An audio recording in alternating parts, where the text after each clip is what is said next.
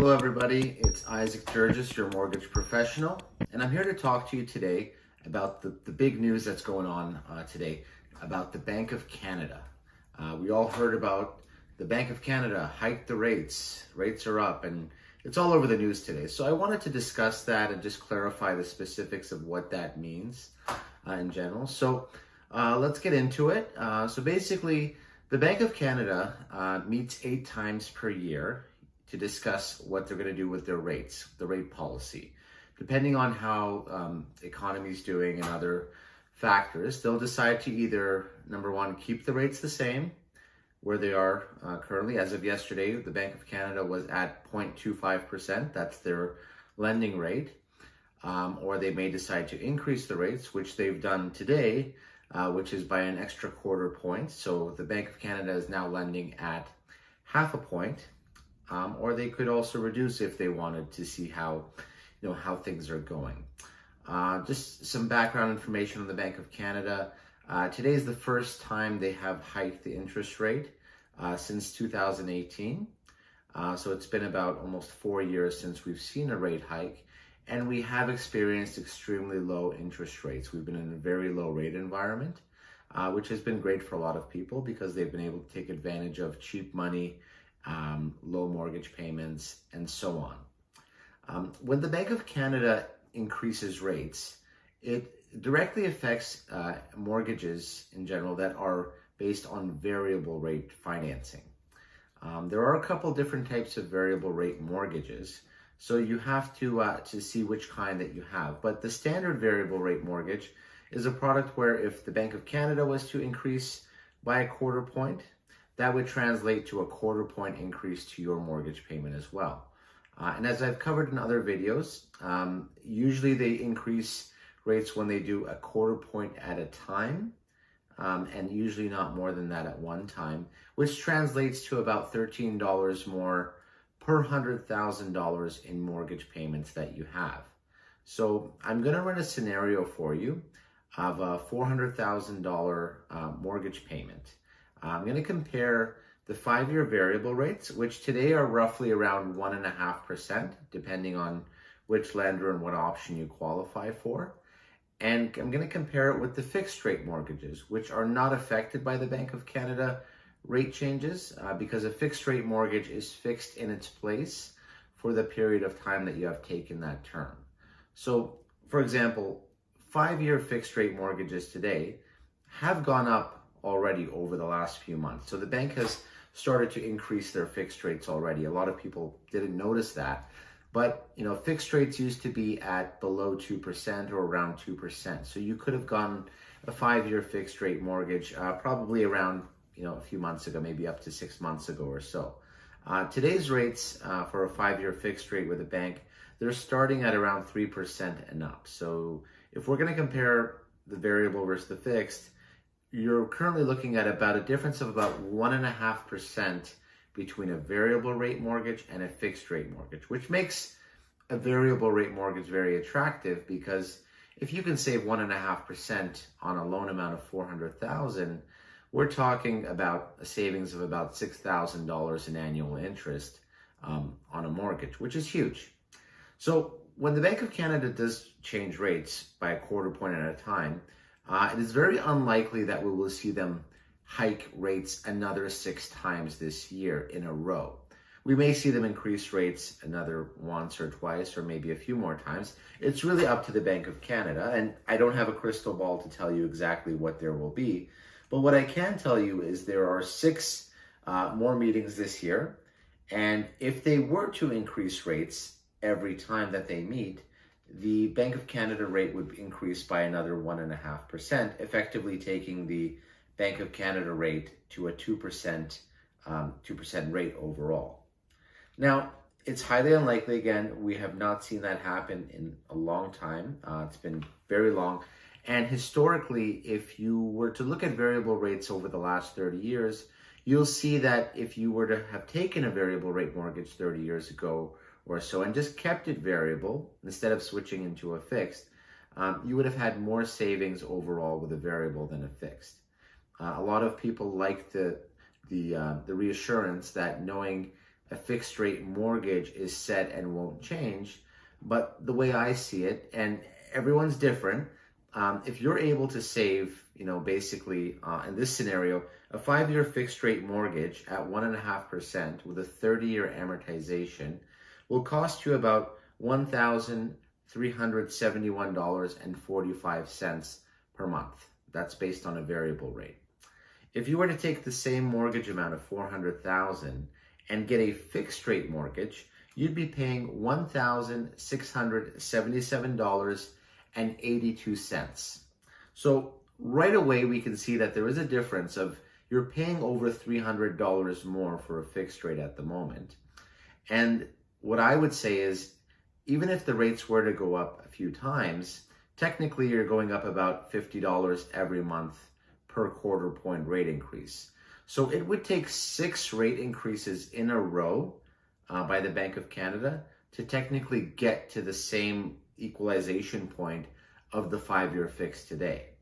So that's one of the differences about the variable and the fixed, because you are saving a lot more money even if rates do go up. And just because rates go up doesn't mean rates won't come down. It all depends on the economy and how things are going. And historically, it is normal for rates to go up and go down and change because it's cyclical. The other factor is a lot of people are calling me and emailing me and asking me if they should switch into a fixed rate mortgage, because you do have the option to lock in your variable rate mortgage into a fixed. So let's say you were to lock into a 5-year fixed term, you're automatically saying, hey, rather than paying 1.5% less on my mortgage, I want to have the assurance that I'm going to be paying basically 3% or more. Doesn't sound like a great strategy to me, but it all depends on what kind of variable rate mortgage you have.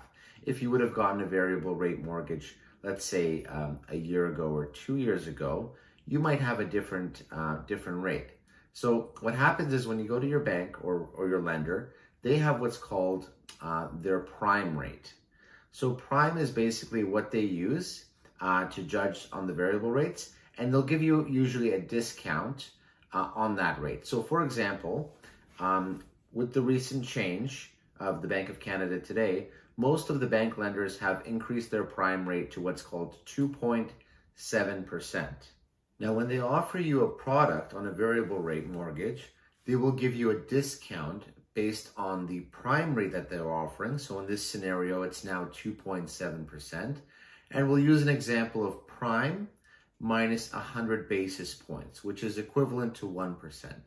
So for example, in this scenario, 2.7%, which is the prime rate with the bank, minus 1% or 100 basis points, would take you to a net rate of 1.7%. And that's basically how they factor in or calculate what your variable rate mortgage rate is. So if you're ever curious or you ever seen something on your documentation saying prime minus 100 or prime minus 80 or whatever the case is, that's a very simple way of calculating what your actual net variable rate is. And the prime rate can change, obviously, with the Bank of Canada. So if you are ever looking at your mortgage statement, just check online, see what your bank has currently set at prime, which most of the banks will be around 2.7% today. So take that prime rate minus your discount rate, and that will give you your net rate overall on your variable rate product.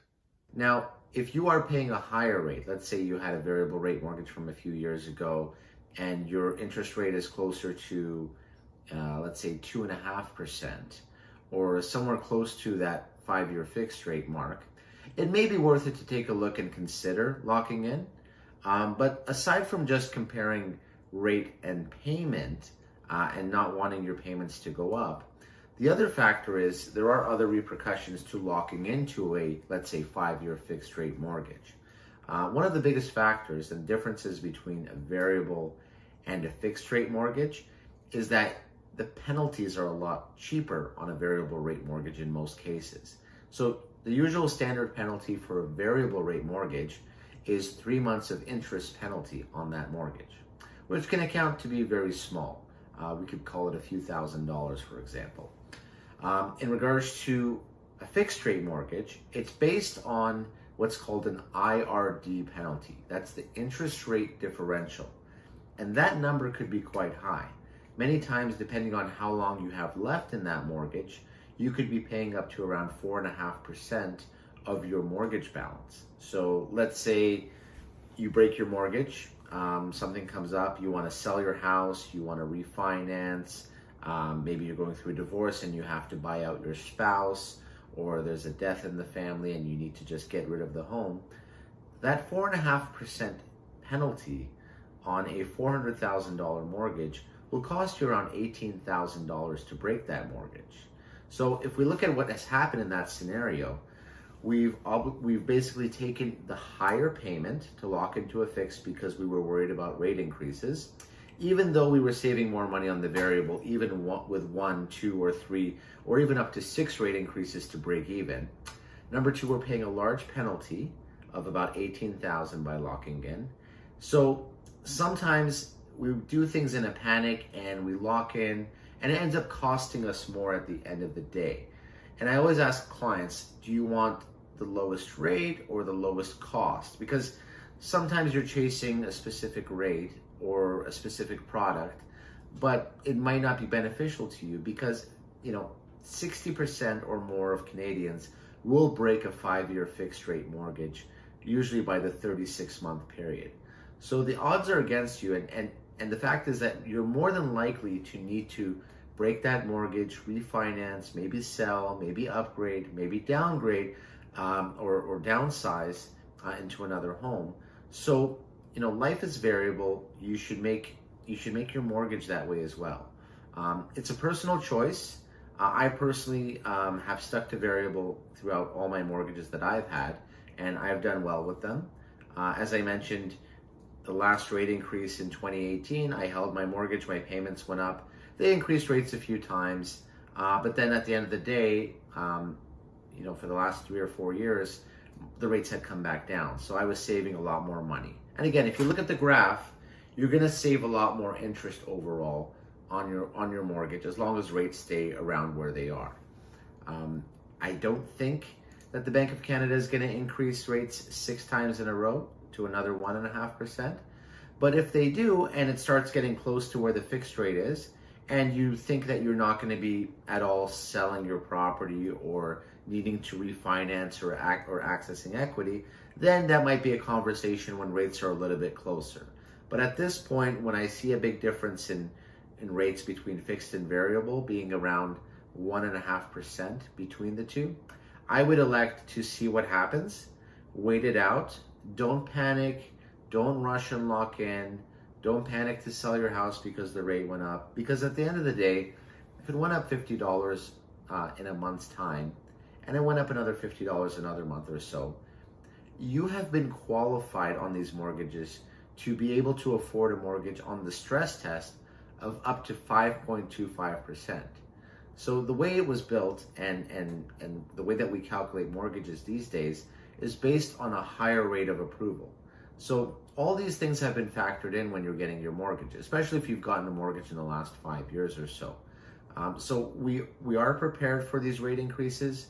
The beauty about the variable is you can take advantage of the low rates while they're there, and you can also take advantage of the low penalties to keep that rate. And again, you can always switch into a fixed rate mortgage when you're on a variable, but you can't switch back to a variable when you're on a fixed, unless you want to pay a large penalty. So my main message to you guys today and everybody out there is don't worry, don't panic if the rate has gone up, and don't panic if the rate goes up again. It's a personal choice, and we can always run through your specific scenario, see what your goals are and your timeline in that property, and you can make an informed decision.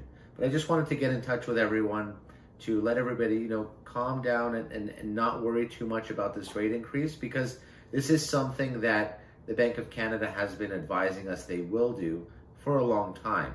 In fact, I'm surprised they didn't do it on the last rate announcement. So do I think rates are going to go up 6 times in a row? No, I think they will go up maybe a couple more times, 2 or 3 more times, which will still put you at a cheaper place than switching into a fixed. But we will see what happens, and I will continue to update these videos. And again, if you found this information informative and you enjoy this content, please like, share, and subscribe with your friends and family. And good luck on your mortgage journey.